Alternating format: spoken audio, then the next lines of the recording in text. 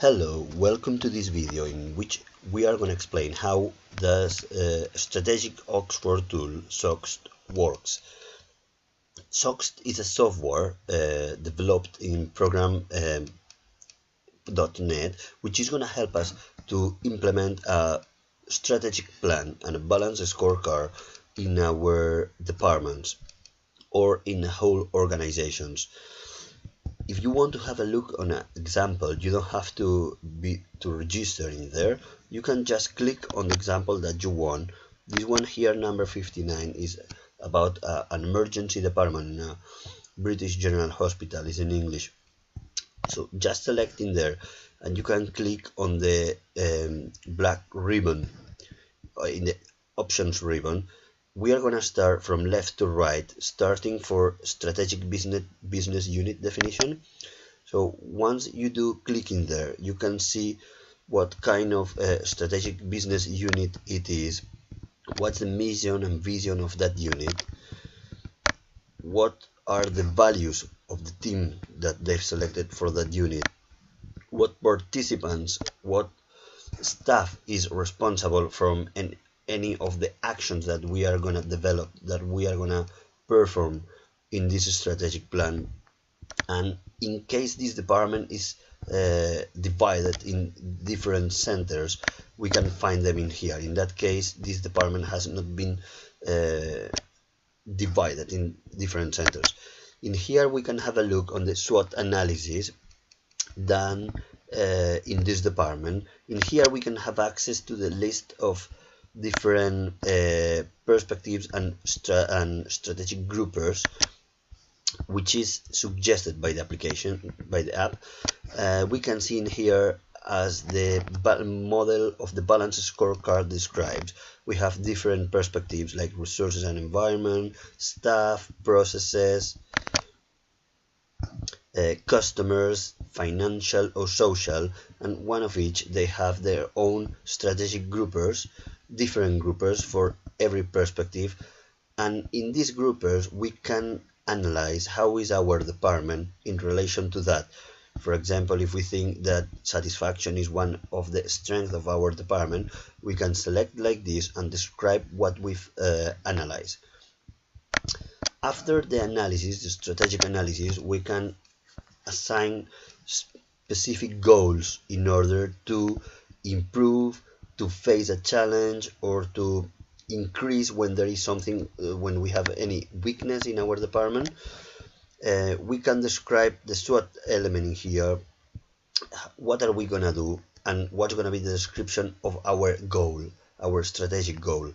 We can prioritize from 1 out of 10. We can prioritize the impact of this in case we achieve this strategic objective, in what extent that's going to help to the achievement of the global vision. And the same about the ease. We can score how difficult, how many resources are we going to have to invest in order to achieve this goal. If you multiply one for another one, you get the priority coefficient. And after that we can select if we want to do actions in order to achieve that, or because it hasn't been already implemented, or if we want to develop just an indicator because the measure has already been implemented, but we want to check how is that going every month. In case we would like to do both, we can select both, which means we are going to take some actions in order to implement it, and we are going to assign some indicators in order to check the continuation, to follow up, to chase this indicator. Once we've done that, we have the priority metrics, in which we can see in green we can prioritize for which goals are more cost effective, or they have a better relationship impact cost. After that we have the screen about the plan, in which we can see organize again by perspective, by strategic grouper, strategic objective. We can, in any screen, we can grab the column and we can aggregate from them if you want.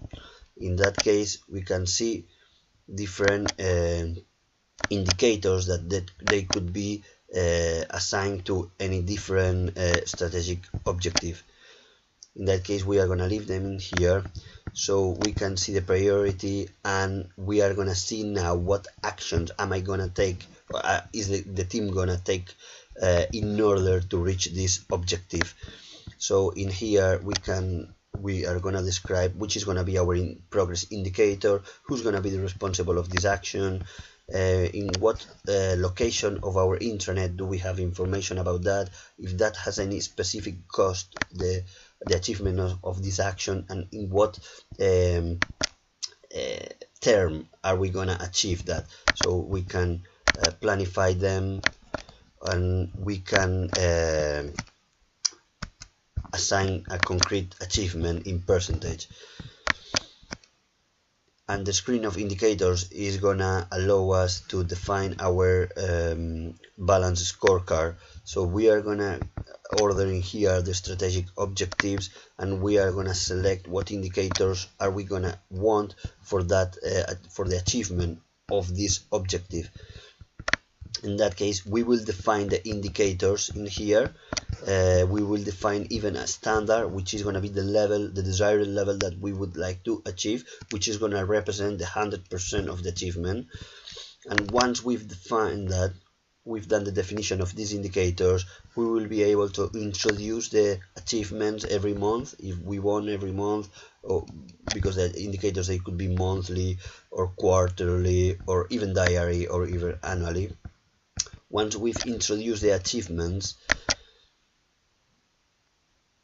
we can see the achievements ordered by individually, by row, indicator by indicator, with the percentage of achievement for that month or for that indicator.